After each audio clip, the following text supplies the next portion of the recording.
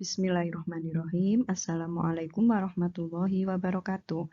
Anak-anakku yang solih-solihah, bagaimana kabar kalian semua? Mudah-mudahan semuanya dalam keadaan sehat walafiat. Anak-anak, hari ini kita akan belajar mata pelajaran Al-Quran Hadis dengan materi Al-Quran Surat Al-Insyirah.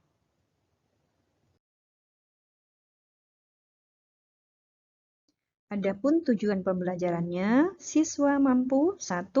Melafalkan Quran Surat Al-Insyirah dengan benar. 2. Mengorganisir arti Quran Surat Al-Insyirah. Yang ketiga, mengaplikasikan kandungan Quran Surat Al-Insyirah dalam kehidupan sehari-hari. Bismillahirrahmanirrahim. ألم نشرح لك صدرك ووضعنا عنك وزرك الذي أنقض ظهرك ورفعنا لك ذكرك فإن مع العسر يسرا إن مع العسر يسرا فإذا فرغت فانصب وإلى ربك فارغب. Oke anak-anak, setelah kita melafalkan Quran Surat Al-Insyirah dengan benar, selanjutnya maka kita akan mengartikannya. Di ayat 1, bunyi ayatnya, Alam nashrah laka sadrak.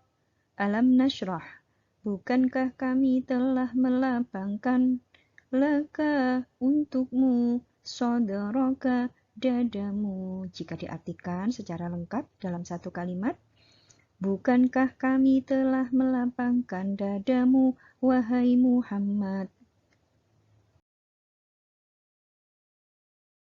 Di ayat kedua, wa wada'na 'anka wizrak. Wa wada'na, dan kami telah menghilangkan 'anka darimu, wizraka dosamu. Jika diartikan secara lengkap, dan kami pun telah menurunkan beban dosa darimu. Ayat ketiga, Alladzi anqadha dhahrak. Alladzi yang anqadha memberatkan dhahraka punggungmu. Jika diartikan lengkap, yang memberatkan punggungmu. Di ayat keempat, wa rafa'na laka dzikrak. Wa rafa'na, wa artinya dan. Rafa'na laka, kami meninggikan bagimu, dzikraka, sebutan bagimu, artinya secara lengkap, dan kami tinggikan sebutan namamu bagimu. Ayat kelima, fa inna ma'al usri yusra. Fa inna, maka sesungguhnya, ma'al usri, bersama kesulitan, yusron, terdapat kemudahan. Artinya secara lengkap, maka sesungguhnya bersama kesulitan terdapat kemudahan.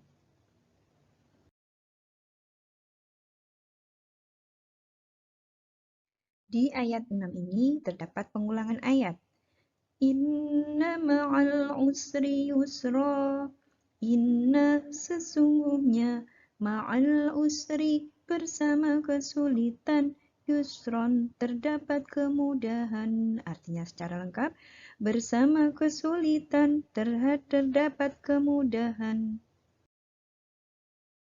Di ayat ke-7, فَإِذَا فَرَغْتَ فَانصَبْ.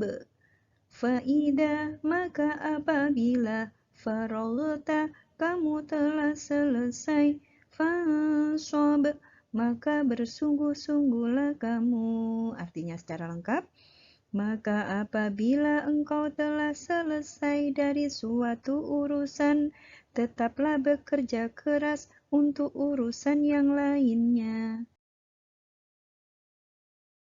Ayat 8 atau ayat terakhir, Wa ila rabbika farghab.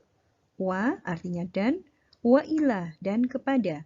Rabbika Tuhanmu farghab, maka berharaplah, artinya dan hanya kepada Tuhanmu maka kamu berharap. Oke anak-anak, lanjut kita pada kandungan Quran Surat Al-Insyirah. Surat Al-Insyirah adalah surat yang ke-94 yang turun setelah surat Ad-Duha dan sebelum surat At-Tin. Surat Al-Insyirah termasuk golongan surat Makkiyah, terdiri dari 8 ayat. Adapun asbabun nuzul atau sebab turunnya ayat ini menurut Ibnu Abbas radhiyallahu anha bahwa pada saat itu orang-orang musyrik mencelah orang-orang muslim karena kemiskinannya.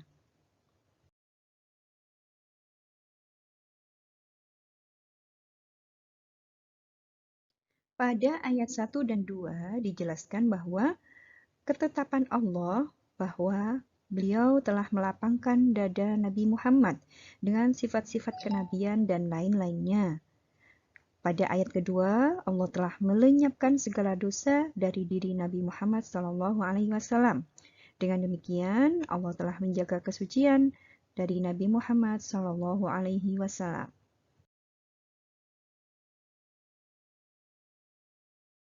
Pada ayat ketiga, dijelaskan bahwa Allah telah menghilangkan beban yang ada di punggung Rasulullah, berupa kesusahan dan kesulitan yang diderita selama menjalankan tugas kerasulannya telah dilenyapkan oleh Allah dan diganti dengan kenikmatan.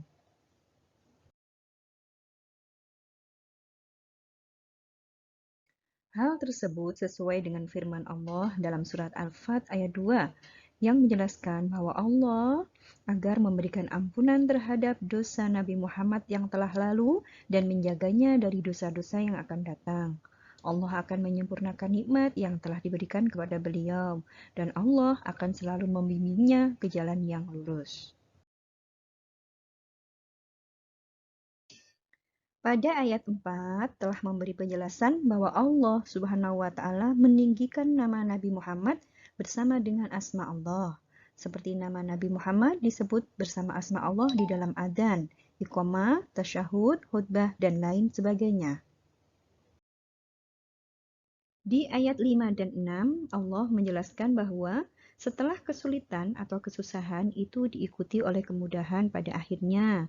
Keadaan Nabi Muhammad SAW senantiasa mengalami kesulitan, baik sebelum maupun sesudah menjadi nabi. Dalam berdakwah, selalu mendapatkan halangan dan rintangan dari kaum kafir.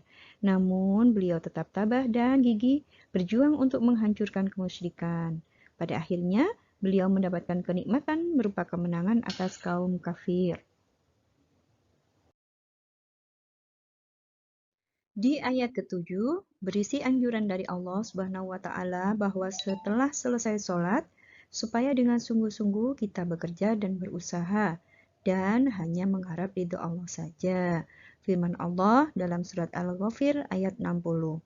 Wa qala rabbukum ud'uni astajib lakum innal ladzina yastakbiruna an ibadati sayadkhuluna jahannama dakhirin. Artinya, dan Tuhanmu berfirman, berdoalah kepadaku, niscaya aku akan memperkenankan bagimu. Sesungguhnya orang-orang yang sombong tidak mau menyembahku akan masuk neraka jahanam dalam keadaan hina. Pada ayat 8, Allah menganjurkan kepada hambanya dalam berdoa agar merendahkan diri dengan suara yang lembut.